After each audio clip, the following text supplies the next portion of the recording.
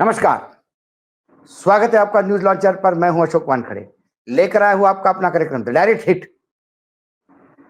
प्रधानमंत्री नरेंद्र मोदी जी ऑपरेशन सिंदूर के बाद पूरे देश में घूम घूम कर ऑपरेशन सिंदूर को कैश करने का प्रयास कर रहे हैं ताकि इसका कुछ राजनीतिक माइलेज ले आए।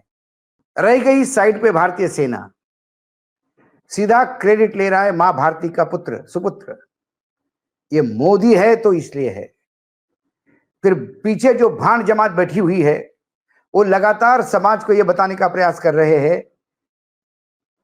कि आजादी के बाद पहली बार मोदी के कार्यकाल में ही सीमा पार जाके सर्जिकल स्ट्राइक हुआ है। इस पे कई विवाद हुए। प्रधानमंत्री गुजरात गए, मध्य प्रदेश गए, राजस्थान गए, पाकिस्तान को ललकार रहे थे। उत्तर प्रदेश गए, पाकिस्तान को ललकार रहे थे। महाराष्ट्र गए, पाकिस्तान को ललकार रहे थे। वो बात ठीक है, लेकिन ऑपरेशन सिंदूर के मायने क्या है ये पहली बार बंगाल में जाके उन्होंने दिखा दिया, जब उन्होंने ऑपरेशन सिंदूर के नाम से रैली तो की, लेकिन फिर घेरा ममता दीदी की बंगाल सरकार को। पश्चिम बंगाल सरकार पे लगातार हमले करते हुए उन्होंने कहा कि यहाँ की जनता त्रस्त है, सिर्फ कोर्ट ही एक उनके लिए आशा है। समय आ गया है कि ममता की सरकार को उखाड़ के फेंकना है। आगे उन्होंने एक नया नारा भी दिया, बंगाल में मची चीख पुकार, नहीं चाहिए निर्मम सरकार। ऐसे में उन्होंने ममता दीदी को हिट करने का प्रयास किया ऑपरेशन सिंदूर के पीछे से, और ममता दीदी ने खुला वार किया, खुली चेतावनी दी और डायरेक्ट हिट किया प्रधानमंत्री नरेंद्र मोदी को। पश्चिम बंगाल के दौरे के दौरान टीएमसी सरकार पर निशाना साधने को लेकर राज्य की मुख्यमंत्री ममता बनर्जी ने प्रधानमंत्री नरेंद्र मोदी को करारा जवाब दिया। उन्होंने कहा कि बंगाल के खिलाफ बयानबाजी ठीक नहीं। ऑपरेशन सिंदूर और पहलगाम आतंकी हमले पर पश्चिम बंगाल की सीएम ममता बनर्जी ने कहा, पीएम मोदी ने जो आज कहा हम उसे सुनने के बाद स्तब्ध है, बल्कि सुनना दुर्भाग्यपूर्ण है। ममता दीदी ने कहा कि पूरा विपक्ष दुनिया में देश का प्रतिनिधित्व कर रहा है। उन्होंने देश के राष्ट्रीय हितों की रक्षा के लिए एक साहसी कदम उठाया है, लेकिन क्या प्रधानमंत्री मोदी जी और उनके नेताओं के लिए यह कहने का समय आ गया है कि ऑपरेशन सिंदूर के तरह ऑपरेशन बंगाल भी करेंगे? मैं उन्हें चुनौती देती हूं, अगर उनमें हिम्मत है तो कल चुनाव में उतरे, हम तैयार है और बंगाल आपकी चुनौती स्वीकार करने के लिए तैयार है। मुख्यमंत्री ममता बनर्जी ने कहा कि हमारे प्रतिनिधि अभिषेक बनर्जी भी विदेश प्रतिनिधिमंडल में शामिल है। वो हर दिन आतंक के खिलाफ और पाकिस्तान के खिलाफ बोल रहे हैं। उन्होंने तंज कसते हुए कहा कि आप यानी मोदी जी इस समय विपक्ष को दोष देना चाहते हैं ताकि बीजेपी जुमला पार्टी के नेता की तरह चीजों का राजनीतिकरण किया जाए। उन्होंने कहा कि मोदी जी झूठ बोल रहे हैं, वे देश को लूटते हैं और भाग जाते हैं। इस तरह की बात करना अच्छा नहीं लगता। हालांकि ऑपरेशन सिंदूर के बारे में मेरी कोई टिप्पणी नहीं है, लेकिन कृपया याद रखें कि हर महिला का सम्मान होता है। उन्होंने कहा पीएम मोदी अब पश्चिम बंगाल की आलोचना कर रहे हैं और जब हम आतंकवाद के खिलाफ केंद्र का समर्थन कर रहे हैं। उनकी नीति बांटो और राज करो की है। केंद्र ने राजनीतिक मंशा से ऑपरेशन सिंदूर नाम रखा। पैच इसके पहले अलीपुर द्वार में जनसभा को संबोधित करते हुए पीएम मोदी ने कहा था कि बंगाल की जनता को अब टीएमसी सरकार के सिस्टम पे भरोसा नहीं। उन्होंने कहा कि यहाँ की जनता अब सिर्फ कोर्ट का सहारा है, इसलिए पूरा बंगाल कह रहा है बंगाल में मची पुकार, नहीं चाहिए निर्मम सरकार। हम तो पहले से कह रहे थे कि ऑपरेशन सिंदूर ये अब राजनीतिक टूल बन चुका है भाजपा के लिए, और इसके लिए लगातार प्रयास हो रहे हैं कि ऑपरेशन सिंदूर का क्रेडिट जिन्हें जाना चाहिए उस भारतीय फौज को डिस्क्रेडिट करो। कोई उन्हें नालायक कहता है, बीजेपी का विधायक, तो कोई आतंकियों का साथी कहता है उनके जाबाज अधिकारी को, तो कोई सेना को प्रधानमंत्री नरेंद्र मोदी के चरणों में नतमस्तक करते हैं।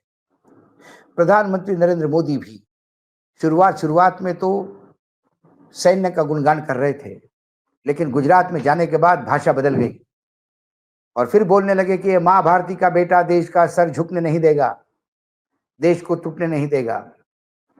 ये मोदी है, पाकिस्तान को याद रखना चाहिए। ये मैं हूं। अब मोदी जी का कद आर्मी से भी बड़ा हो गया और ऑपरेशन सिंदूर का पूरा क्रेडिट मोदी जी राजनीतिक के लिए कर रहे हैं। बहुत बड़े अधिकारी है, सैन्य अधिकारी हुड्डा साहब, वो उत्तर के कमान के कमांडर इन चीफ थे, सर्जिकल स्ट्राइक के हीरो कहते हैं उनको। उन्होंने हाल ही में एक संगोष्ठी में बात करते हुए कहा कि यह दुर्भाग्य है देश का कि ऑपरेशन सिंदूर जैसी चीजों का राजनीतिकरण हुआ है। राजनीतिक दल इसको लगातार अपने रैलियों में यूज कर रहे हैं। प्रधानमंत्री का जो पटना में स्वागत हुआ, उसके पीछे, स्टेज के पीछे ब्रह्मोस और बड़े बड़े फाइटर जेट के कटआउट लगे हुए थे। प्रधानमंत्री के फोटो पायलट के ड्रेस में पोस्टर सारे जगह जगह पे लगाए गए हैं, मानो अकेले व्यक्ति ने जाके ऑपरेशन सिंदूर कामयाब करवाया। इसके पहले जब शास्त्री जी ने पाकिस्तान पे विजय हासिल की तो लाल बहादुर शास्त्री ने कभी नहीं कहा कि ये लाल बहादुर शास्त्री है। इंदिरा जी ने पाकिस्तान के दो टुकड़े किए, बांग्लादेश को जन्म दिया, लेकिन तब भी उन्होंने कहा कि ये इंदिरा है, इंदिरा का भारत है ना। कारगिल में अटल बिहारी वाजपेयी ने चने चबवा दिए, लेकिन कभी नहीं कहा ये अटल जी की सरकार है, ये अटल है। बस मोदी जी ही कहते हैं ये मोदी जी है, ये जो कर रहे हैं। कुल मिलाकर जब पूरा देश का विपक्ष, ममता जी ने बहुत सही कहा, पूरा विपक्ष सरकार के साथ इस संकट के घड़ी में है, लेकिन जैसा ही विपक्ष के राज्य में मोदी जी घुस जाते हैं, फिर ऑपरेशन सिंदूर का आड़ लेके उस सरकार को भला बुरा करना चाहते हैं।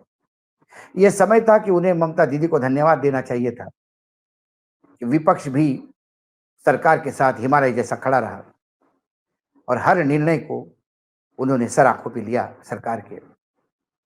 उन्होंने धन्यवाद देना चाहिए था कि सर्वदलीय मीटिंग में बाकायदा टीएमसी के भी लोग गए और उन्होंने भी भारत की वहां स्थिति स्पष्ट करने का प्रयास किया, पाकिस्तान आतंकी है ये बताने का प्रयास किया और भारत कैसा पीड़ित है ये बताने का प्रयास किया। इन सभी चीजों को धन्यवाद देने के बजाय प्रधानमंत्री ऐसे मौके पर ऑपरेशन सिंदूर के नाम पर बंगाल पे प्रहार करना चाहते हैं और एक उनके बड़बोले नेता ये कहते हैं कि जैसा ऑपरेशन सिंदूर हुआ वैसा एक ऑपरेशन बंगाल करने की जरूरत है। क्या बंगाल पाकिस्तान का हिस्सा है? क्या बंगाल आतंकवादियों का गढ़ है? क्या ममता दीदी महाराष्ट्र शत्रु है? एक तमाम चीजें हैं। एक विपक्ष के कद्दावर नेता को जो लगातार अपना वजूद बंगाल में बनाई हुई और लगातार भारी मार्जिन से सीटें बड़ा बड़ा के जीत रही है, ऐसे जनप्रिय और लोकप्रिय नेता को यदि आप आतंक के साथ जोड़ते हो और ऑपरेशन सिंदूर जैसा ऑपरेशन बंगाल करने की बात करते हो, तो दीदी ने सीधा चैलेंज देके ऑपरेशन बीजेपी कर डाला। उन्होंने कहा कि तुम्हें हिम्मत है तो ललकारिए मत, आइए कल चुनाव करवाइए, हम तैयार हैं, देखते कितना किसमें दम है और ये बंगाल की जनता तय करेगी कि ममता की सरकार अच्छी है या बुरी। इस ललकार के साथ ही प्रधानमंत्री को पहली बार शायद इतना बुरी तरह से रिटर्न मिला, जो उन्होंने बोला उसका सूद समेत, ब्याज समेत सूद पूरा ममता ने वापस किया। आज डायरेक्ट हिट में इतना ही, कल फिर आता हूं किसी विषय के साथ। तब तक के लिए नमस्कार, देखते रहिएगा न्यूज लॉन्चर।